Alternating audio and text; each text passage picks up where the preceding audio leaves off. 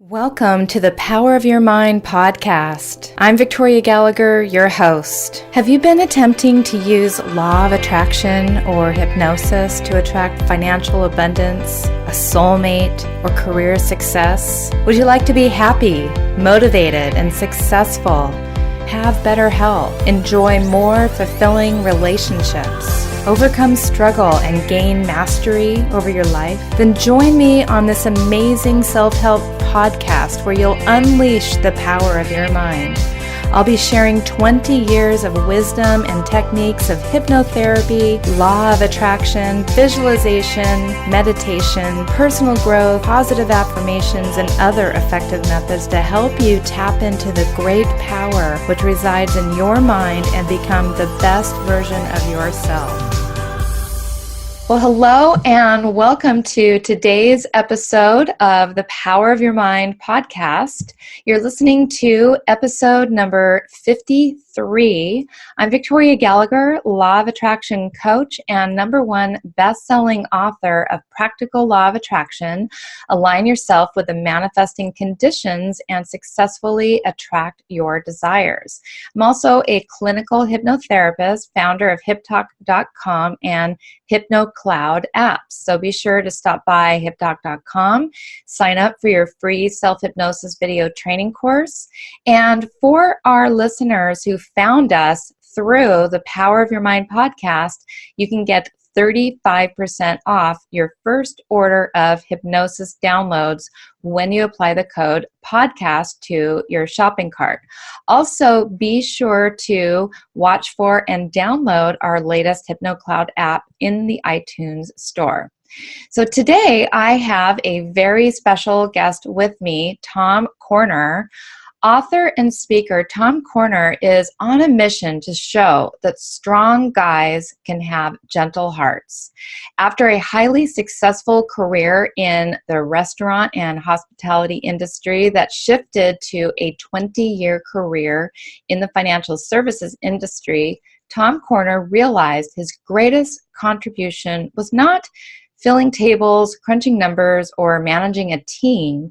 He realized it was waking people up to their true potential, walking away from an enviable career to follow his heart and his life's work. Tom specializes in helping accomplished men and women who've hit the wall of frustration to find a deep level of meaning and fulfillment.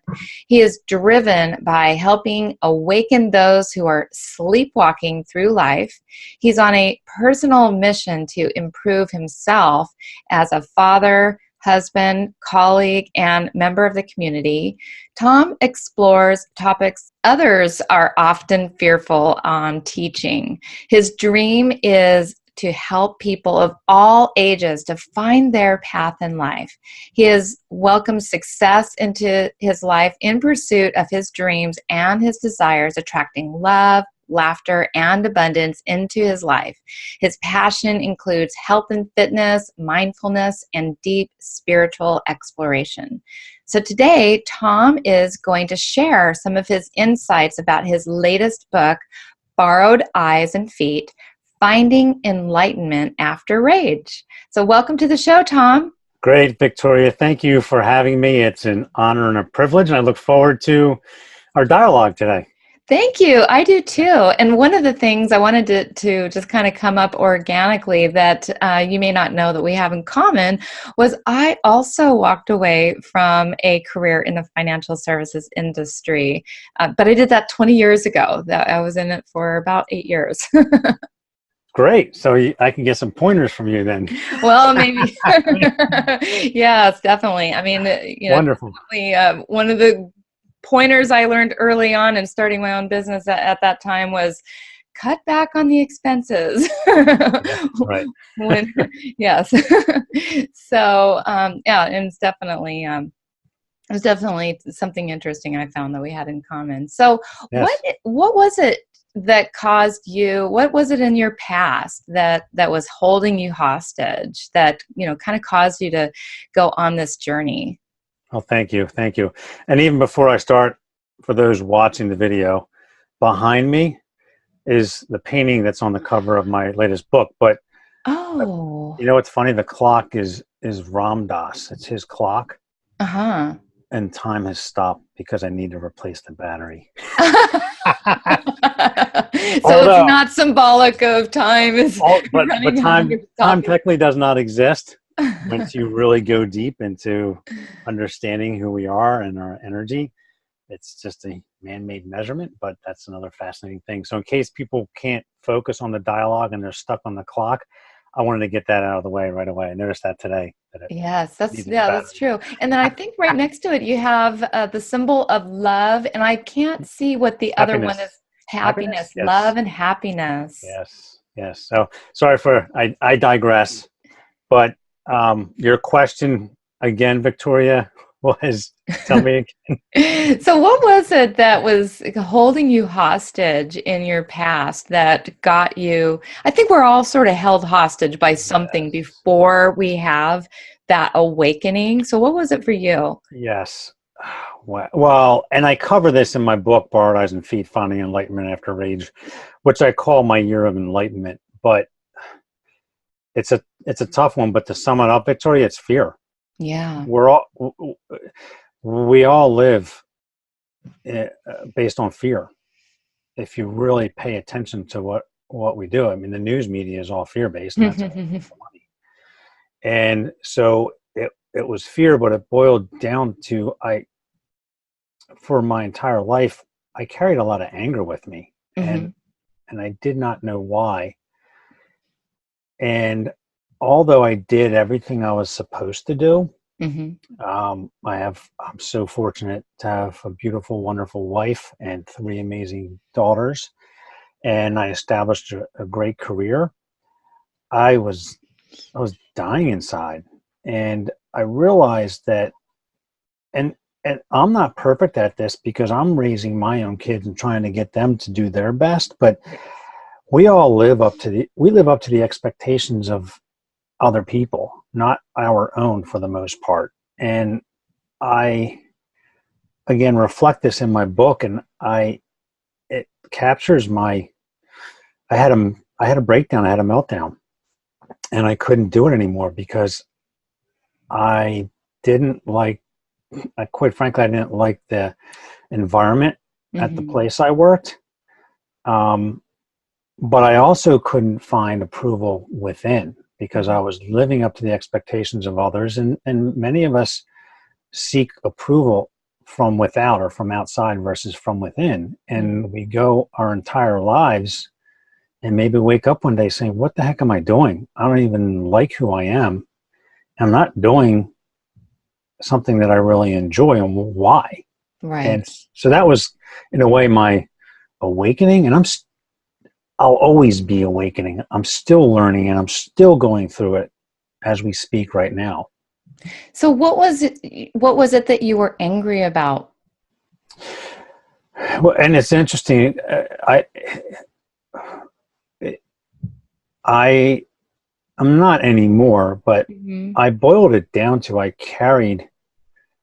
created my world because I based it on my parents getting divorced when I was about 5 or 6 years old. Wow. And if you follow a lot of the spiritual leaders, Louise Hay, Wayne Dyer, uh, I do Louise Hay's mirror work with Robert Holden, and what they talk about is the child. Hmm. And so, my belief all along, I had no basis for this, but I just believed it, is that at a young age, which is true, a child's foundation and their view of the world is based on what they learn. And my parents got divorced, which was okay because my mother and father are great friends to this day. But what happened was my world split up. I have three other brothers, so we split up. But the other adult figureheads that entered my life at that time, Victoria, they couldn't accept me, right? I'm not their child. And Right. so what happened was, as a youngster, you act out. You want love and attention. And the only way to get that, because you're not strong enough or big enough, is to act out. So then you're looked at as an annoying child, right? And they tell you to stop. And then it continued into when I was in high school. Then I started to self-mutilate, right? Oh And my to goodness. cut. And there's Mm-hmm. so many people, I have friends that cut, and they feel they can't talk about it because they don't want to be judged. And Yeah. I talk about that in my book because they shouldn't be. And it's not to blame. I'm not blaming my parents. I'm making sense of it. I'm making Right. sense of what happened and why I was so angry and why I was looking for the approval of everyone else, because that inner child, his world fell apart and he's trying to get that love back. And most people don't understand that. Or if they do, like you said, they're not, it's scary to look yourself in the eyes or in the mirror and tell you that you love yourself. Well, people laugh at it, but a lot of people can't do it.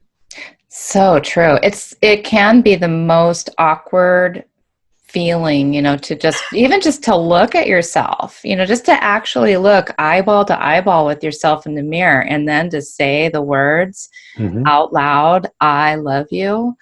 That can definitely be a very eye-opening experience. It is. And for a lot of people like yourself, it can really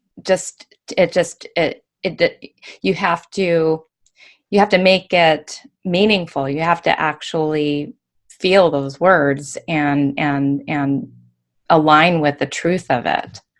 Which is very painful for most people. And they laugh at it because they're really afraid. Everything, again, boils down to fear.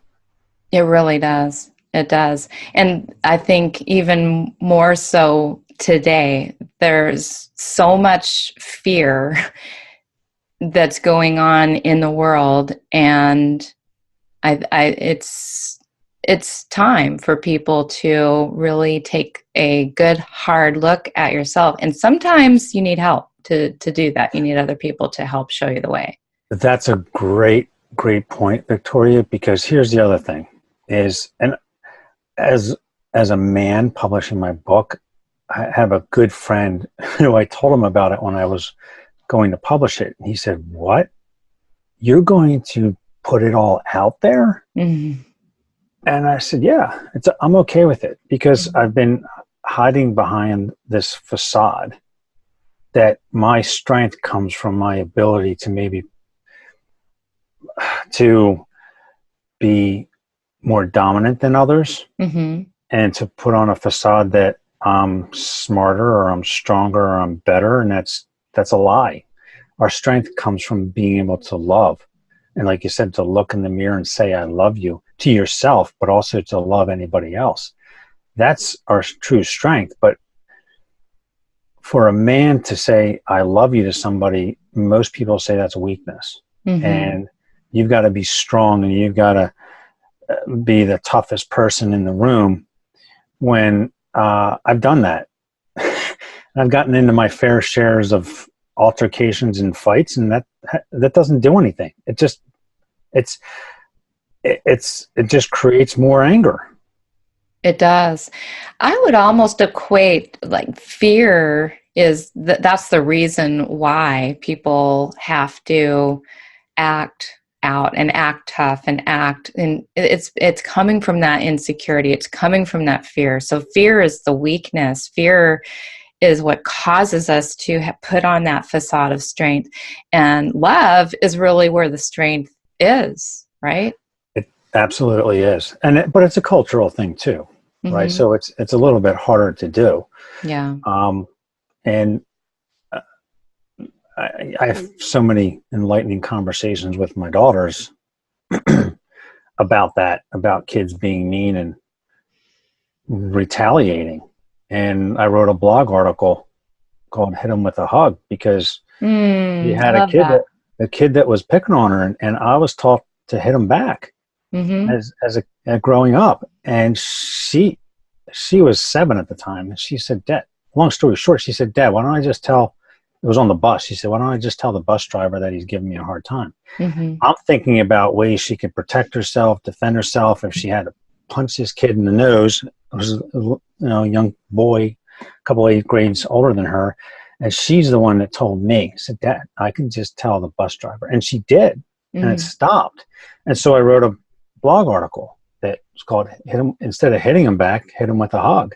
And again, that's weak in most people's eyes because they want to fight, but it doesn't. There's so much guilt that comes with that, and you don't feel good about it. You could lie that you feel like it's good, but at the end of the day, it's not. That's so true. Well, your kids are definitely, your daughters are very blessed to have a dad that is in touch with all of this stuff, with enlightenment and spirituality.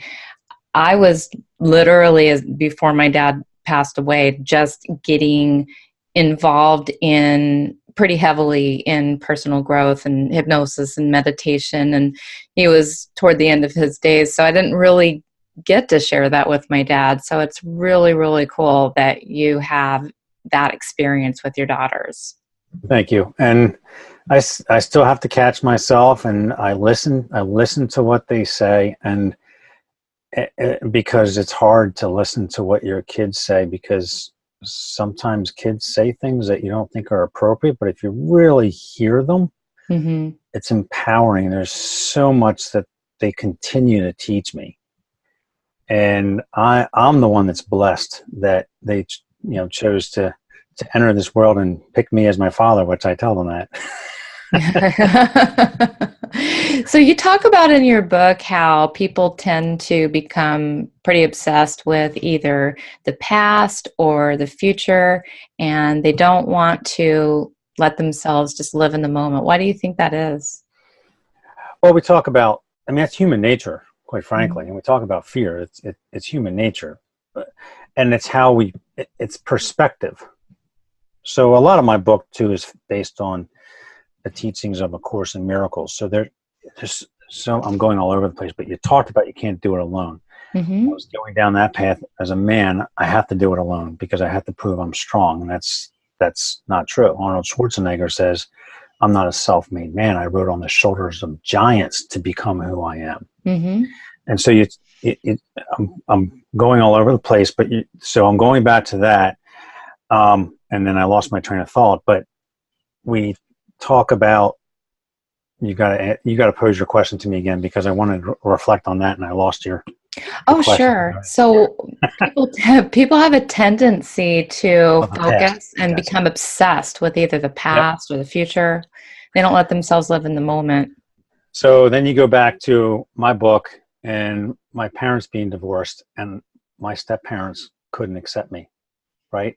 Because they grew up based on how they were brought up. That's their past. So we learn from our teachers and the people in our lives, and we move forward in life based on our past.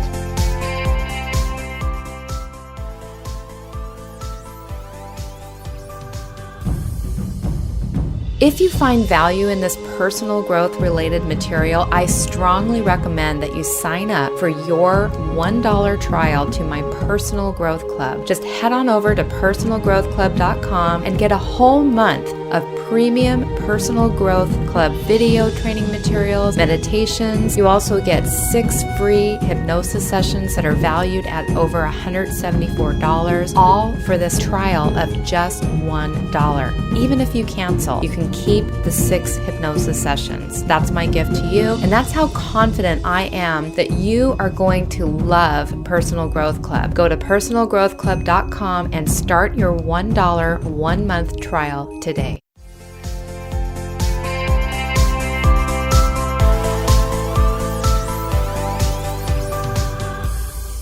We say, we hold on to that, and we define ourselves based on what we did yesterday, based on what we did 30 years ago. And although it's 30 years later, we're really not the same person. That comes up again. So it's human nature, and it's kind of like living unconsciously. Until you're consciously aware of that, then you can change it.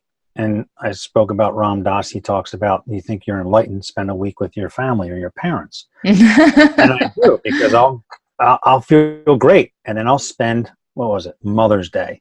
And brothers and families gathered around, and one of my brothers said something about the past when I was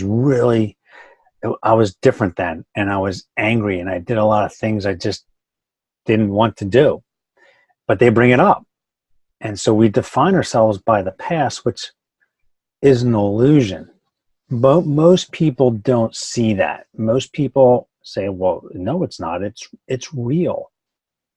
So, and I learned this by so much pain and suffering and just being so critical of myself that one day it hit me where I was living either, Victoria, in the past, worrying about what I did yesterday or last year or what I did in high school, which most people do, and then worrying about what I was supposed to do tomorrow or the next week at work. And it was summer. We were at a local amusement park with a water park, and my daughters and my wife were there with friends, and just watching the kids. They're in the moment. They're here now. They enjoy the moment. But I was there physically, but mentally I was worried about what was going on at work the day before, the week before. Then I was worried about where I had to go and who said what or who was going to say what the following week. And the irony of all this, Victoria, I was on my phone trying to buy a watch. And I joked about the time. Yeah. And that story is just silly, but it's so real. There was so much going on, and I was not there mentally.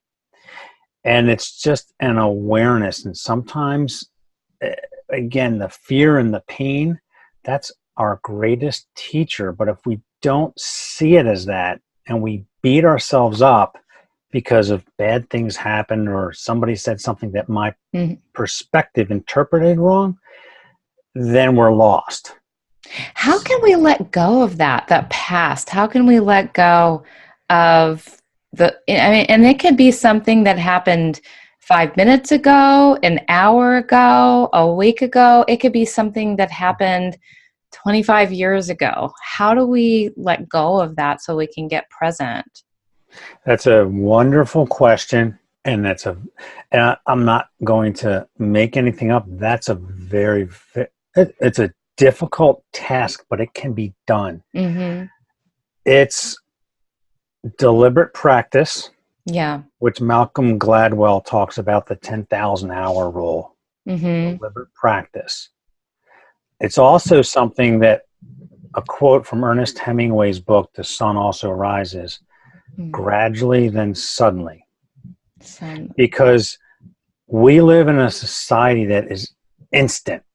I need to lose 20 pounds and I need to look like a supermodel tomorrow. And if I'm not, I'm a loser and I give up, right? So there's this illusion of everything happens instantly, right? So Arnold Schwarzenegger rode on the shoulders of giants. Anybody who's successful, even me on this podcast with you, this happened gradually. This took years. So you have to set your expectations realistically. You can't say, I want to be like that, and you wake up tomorrow and you're still angry. Because I traveled with, Zig Ziglar referred to Automobile University. And when I was traveling as a wholesaler in financial services, I would listen to Jim Rohn and Zig Ziglar and Wayne Dyer.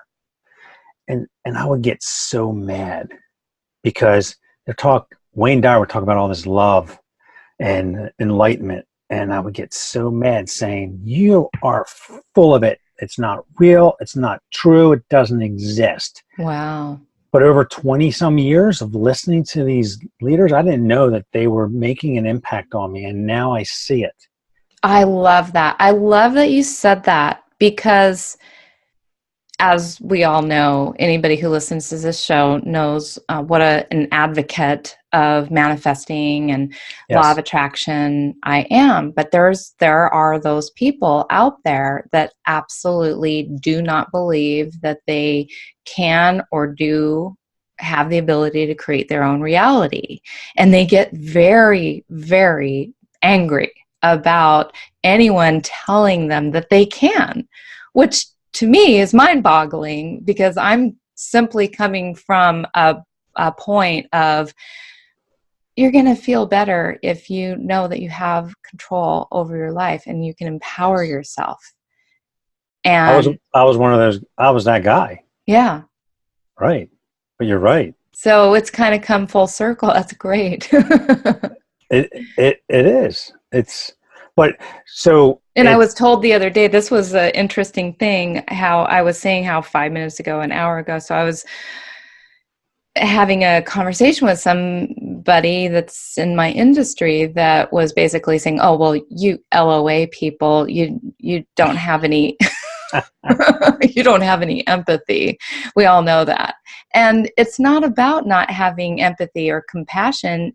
I have tons of empathy and compassion. And I also believe that people are a little bit more empowered than they might give themselves credit for. And they are owning some things that maybe you created is going to have a much better impact on your future than sitting around complaining about how life is happening to you. Yes. It's so true, but I was one of those individuals.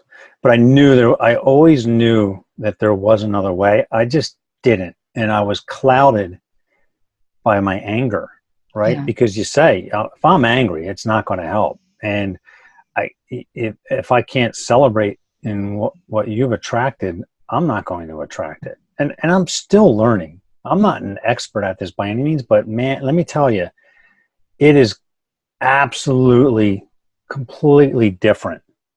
And wow, it's so powerful, because I refer to something as the mosh pit of your mind. And this came about, and this is where it doesn't work. The mosh pit of your mind. I like so this came about, and I talk about this in my book, because I did an assembly at my daughter's school and my niece's school about my second book, Positive Thoughts, Positive Life. And and we were talking before the show started about things being perfect, and I had IT malfunctions at both assemblies. And so what happened was I realized the mosh pit of my mind, Victoria, started up. And if anybody's ever been in a mosh pit, and I reference this because a lot of young people might understand this. Anybody, if they've ever been in a mosh pit at a rock concert, it's scary. You don't have to be in it. You just watch just to look at it. Bodies are flying around, and I've been in mosh pits, and it's very physical. It can be violent. And I realized that, man, my first assembly, the clicker to my computer didn't work, and all these like a couple hundred kids are looking at me, and my mosh pit said, you're a loser, you're not supposed to be here, this isn't going to happen. But I trained myself to say, I know that everything always works out, and I've always recovered when there was a problem with something, or when I went up and spoke, and nobody knows there's a problem unless I tell them. And so the clicker didn't work, and I went about the assembly, and it was a huge success. But what I realized was, man, I'm mean to myself. And then I tell a story to the audience about my daughter, Jordan, at the time, who was in first grade, I'm trying to keep this concise, getting one word wrong on her spelling test in first grade. And she was hard on herself. And the word she misspelled in first grade, Victoria, was nutrition. And I said, my goodness, I have a hard time enunciating that and pronouncing it. Spell it. And I said, well, and this is where the weirdness comes out, where I used to say the same thing. I'm a failure. I'm a loser because I got one wrong and my classmate got them all right. And then something hit me and I said to Jordan, I said, you were supposed to get the word wrong. And if I had someone that taught me that as a kid, that I'm not a failure, but I was supposed to get it wrong. And she said, why, Dad? That sounds really silly. Because I said, because you'll never get it wrong again. You were supposed to make that mistake. So you'll never, I still get choked up talking about this. You'll never forget how to spell that word. And that taught me that but when I told this to the kids, Victoria, I said to all these elementary school kids, what do you think she was saying to herself when she got one word wrong? Their arms shoot up to the sky.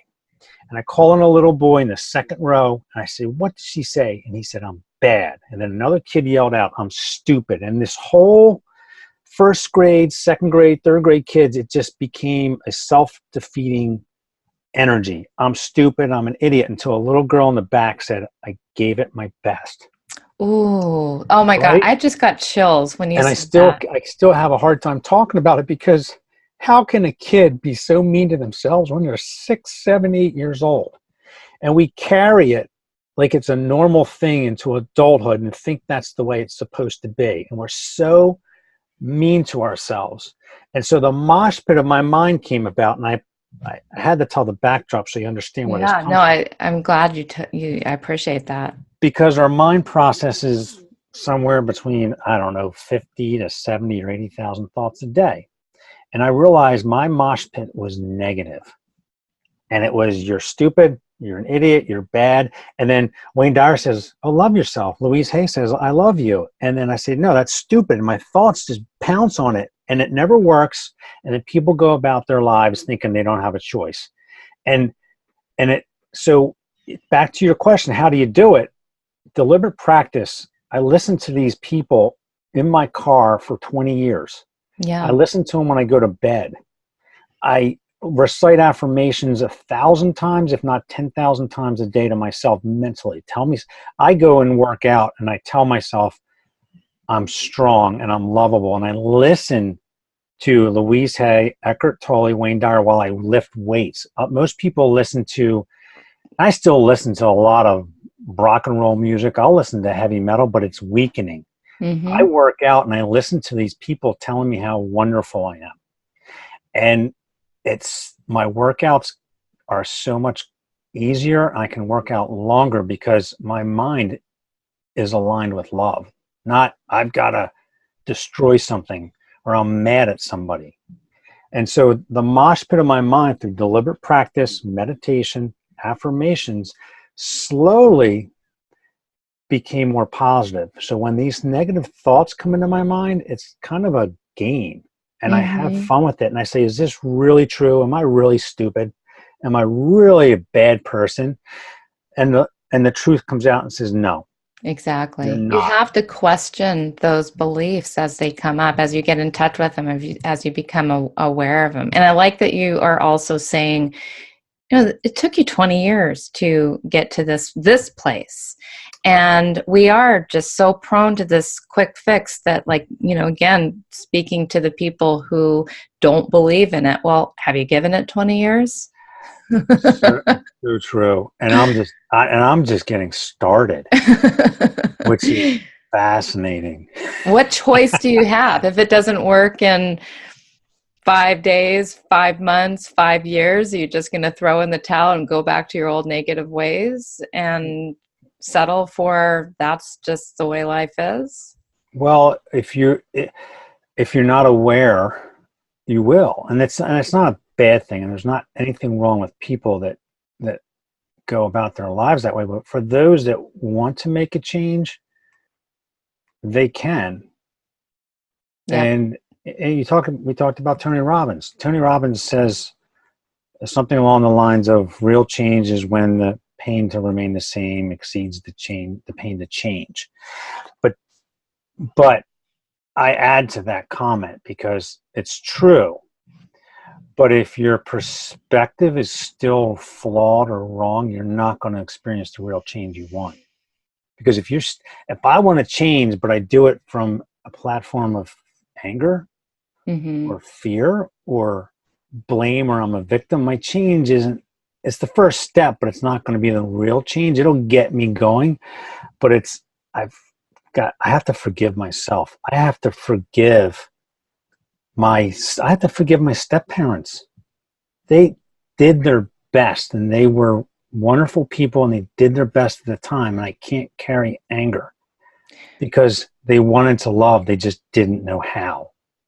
And I like that you said doing their best. I believe, and this was something that the very first place I heard it was in Dr. Robert Anthony's book, Total Self-Confidence, which I read when I was 18. That was like the book that set me on my path. But one of the principles secrets that he talks about in there, he says, everyone is always doing their best with their present level of awareness. At their present level of awareness. So not everybody is at the same level of awareness. And your level of awareness and your best is going to change from day to day. What if you had 2 hours of sleep? Or what if you haven't had any sleep? Or what if you're having a great day because you had plenty of nutrition, plenty of sleep, plenty of all the other things that keep us vibrant and happy. But if you're not getting enough of those things and it's been a sustained situation for many, many years, you're not going to be at your best. And your decisions are not going to necessarily be at their best. But the decisions that you're making are the best option that you know is available, because we're always striving to be the best that we possibly can be, even if it looks like you're not performing So at your true. best.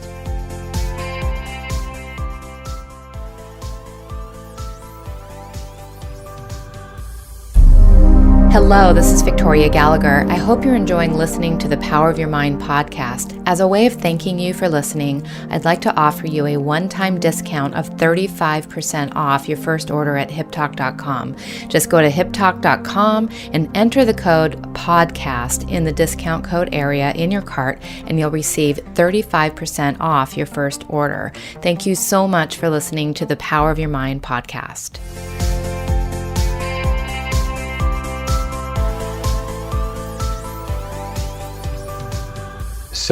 So true. But again, it's difficult because I never understood that. Mm-hmm. Abraham Hicks would always say that. Mm-hmm. And I would say, well, I did whatever, I did X, Y, and Z, but I could have done better, right? So if you're beating yourself up, or you didn't give it your best, you're not going to believe it. But I realized, wow, okay, I did some things that I didn't put my full self into. But to your point, at the time, based on my mindset, I did give my best. Mm-hmm. Although I had a little resentment and anger that prevented me from going all out, based on that situation and where I was at in my life at that point, that was the best I could do. So it's weird. It's hard to realize that. And so from the book and those assemblies, and it's interesting, I created something called the Amazing Age of Awareness. And Louise Hay also, I just realized I never knew that until I was going through her mirror work a month ago.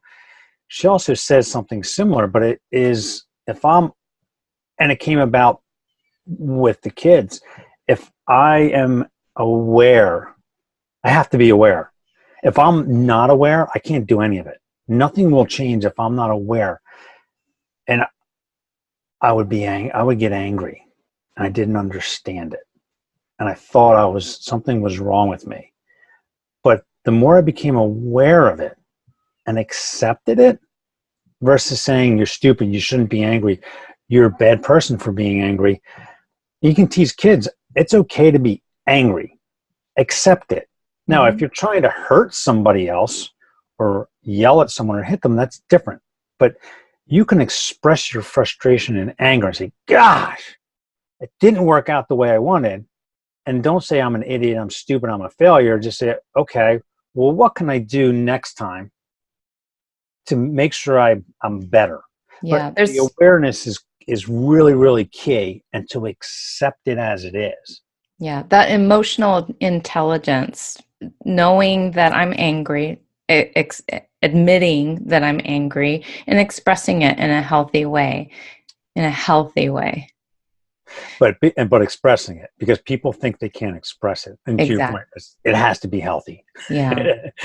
So you've had quite a lot of success in a number of different careers. So what was it that got you in touch with the courageousness? Because I know many people have walked away from careers or couldn't walk away from careers. I know you have both sides of that. What was it that helped you to find that courage to walk away from the financial success and pursue your life's work?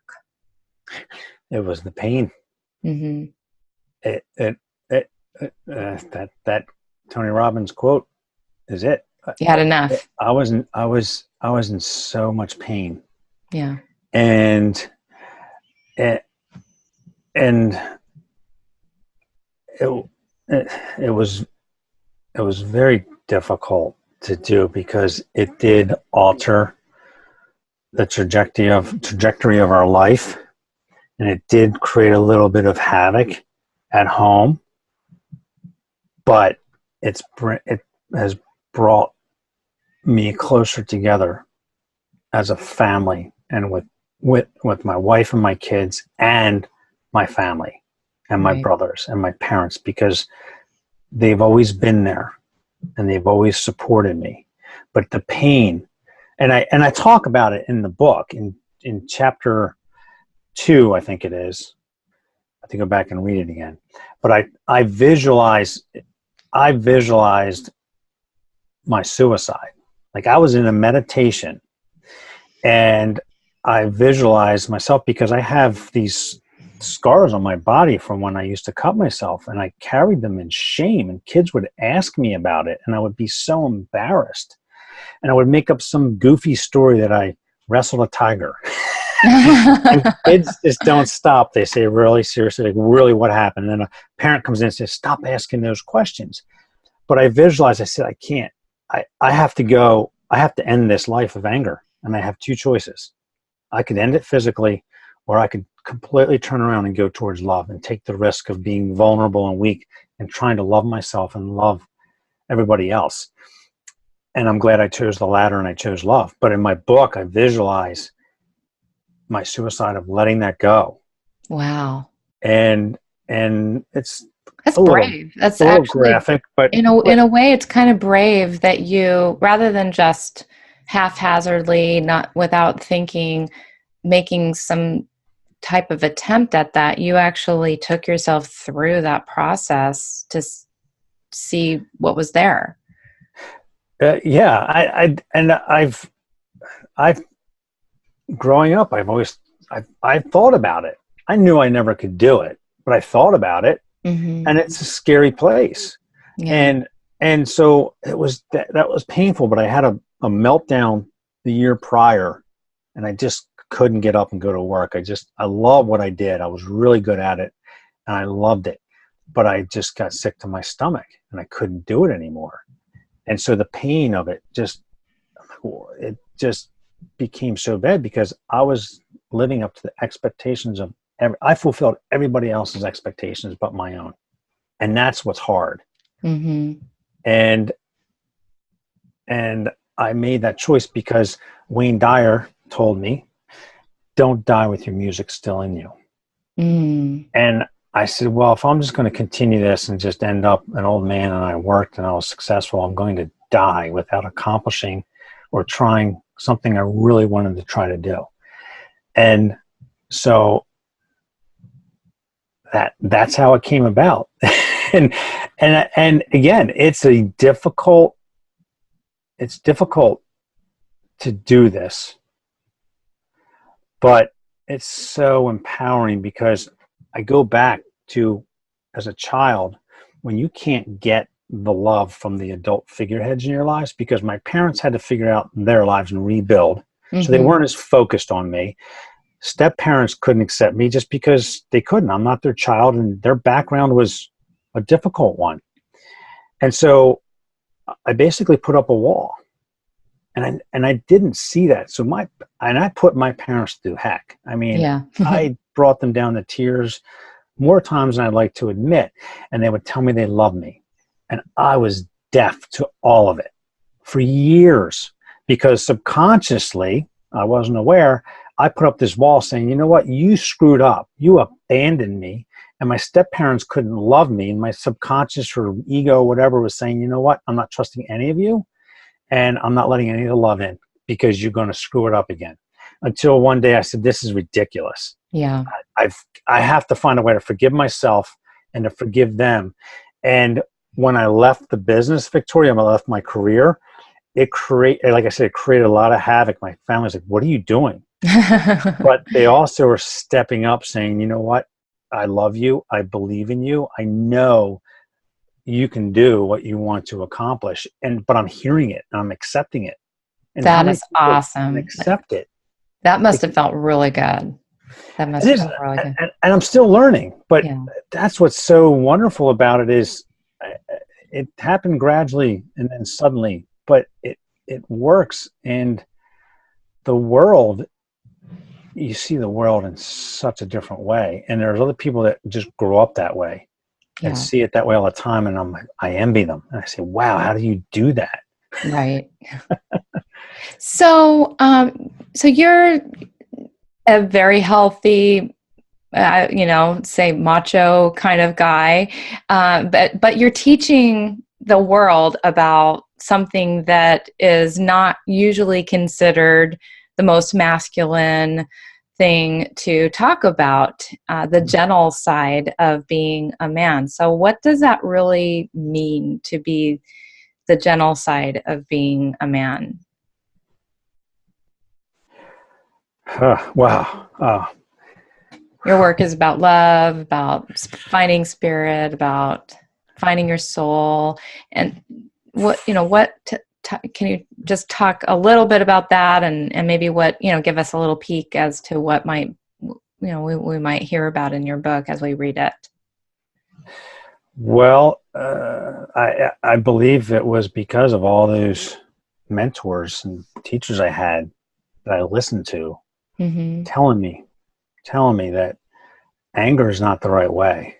Yeah. It's not the right way, even though we're brought up to be the toughest or to beat someone up or whatever it may be. It's not the right way. And whenever I got angry, I just carried something with me that didn't feel right. And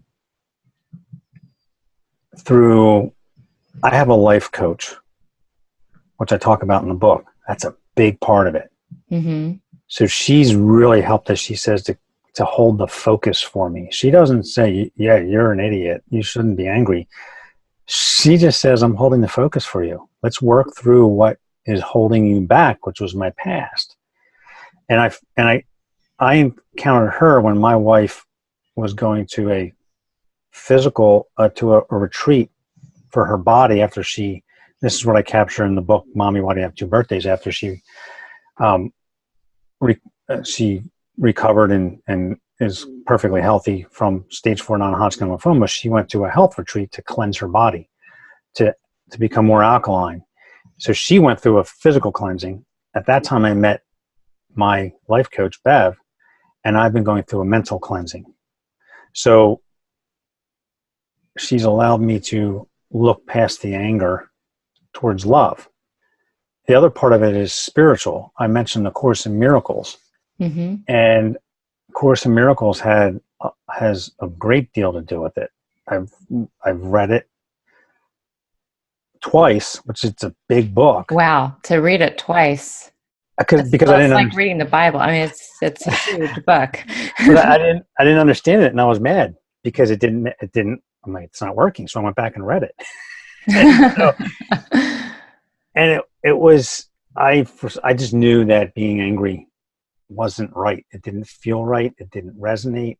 And I knew that there was a way to live life without having to struggle, without having to suffer, and feel that in order for me to believe I'm successful, I have to bleed. I have to feel physical pain, which most people do. If they don't sweat or bleed or suffer, they're not successful, which isn't true. Right. And so it was just the combination of Course in Miracles, all these mentors and guides, and my life coach, Bev, holding the focus for me, that allowed me to look past the fear and look it in the eyes. And in meditations, I would do this. I would look it in the eyes, and I would have conversations with it and tell it that it had to die or had to go away, or I had to learn to love and accept it, because on the other side of it, there's no struggle, there's no suffering, there's no judgment, there's no anger at people. And once you're able to see past that, everything becomes so much easier. But it takes a lot to do that because most people, Wayne Dyer says, what's his book? You'll see it when you believe it. Exactly. Versus you'll believe it when you see it. And Yep. Abraham Hicks says, I got this from Abraham Hicks. People think about it. Do all the things we have in our lives come about? Do our thoughts create things in our lives, or do the things in our lives create thoughts? The thoughts create things. It's not the things that I look at creates my life and my identity. That's the way most people live, and they think they have no control until you channel it and realize that all the thoughts that I have actually create my life. I can create love and happiness, and I can be on a podcast with you, which I would have said never in a million years would I be on a podcast with Victoria, because I don't deserve it. And no one wants to hear it until you really learn to do that. So that's a long answer to your question, and not a very exact one, but it was because the pain became too much. And I knew there had to be a different way. And because of the help of many people, I'm able now to move past it and live life the way life is intended, without judgment, without anger, without suffering. And I'm still in the process of learning this. I'll never get it all done, but I had to do it. Yeah. Well, I appreciate your humility in being able to say that, because I don't think any of us are going to arrive at a place where we can say really with all certainty that we're done. There's always going to be something. You may have a 5-year time frame where you get from point A to point B in 5 years, but when you get to that point, there's going to be a new focal point that wasn't visible 10 years ago, 5 years ago. So we're always, I believe, going to be working on it. And I'm really, really glad that you were able to get to that point and be able to reconcile with yourself and love and forgive yourself and love and forgive your caretakers and your parents, and to be able to now pass that information on to your children and to the people who are here listening to this podcast, and the people who are going to read your book, Borrowed Eyes and Feet. And so that just makes me very happy to know that you're a testament to this work. Well, thank you. And that's why I share it. And I wrote my first children's book, because I wanted my kids to find out far sooner in life their self-acceptance and to find happiness, instead of it taking 40 some years. You shouldn't live that way. And if I can help them, but also help anybody else, which I have, it's amazing. There's people that I just speak with, or friends, they just thank me for helping them see through maybe their challenges or frustrations. But it can be done. And that's why I write, because open up a vulnerable place, but also show people that there is another way. There's absolutely another way. That's great. Well, I am really honored to have had the opportunity to have you on the Power of Your Mind podcast. I encourage you to keep doing what you're doing, keep doing this important work, the work that you're doing on yourself, but also the work that you're doing in writing and getting this information out there to help other people to find their path to enlightenment. Well, you as well. Thank you. So thank you. Thank you, Victoria. So, all right. Well, thank you again for being on the show. And for our listeners, thank you for listening. And be sure to review and rate the Power of Your Mind podcast so that more people can find out about this wonderful show. Keep listening, and we will talk to you again next week. If you enjoyed today's episode, please share it with your friends. And once again, be sure to subscribe to the Power of Your Mind podcast if not already. We can be found as Hip Talk on all our social media accounts. So like us on Facebook, follow us on Twitter and Instagram, subscribe on YouTube, and sign up for your free self-hypnosis video training course at hiptalk.com. Be sure to subscribe to the Power of Your Mind podcast, and you'll be instantly notified the moment the next podcast becomes available. Also, please be sure to leave a rating and a review to tell us how you're enjoying these episodes, and that way you're making a contribution toward others getting to share in this valuable information. Thank you so much, and I'll talk to you soon. You've been listening to the Power of Your Mind podcast, brought to you by HipTalk.com, Personal Growth Club, and HypnoCloud apps available at iTunes.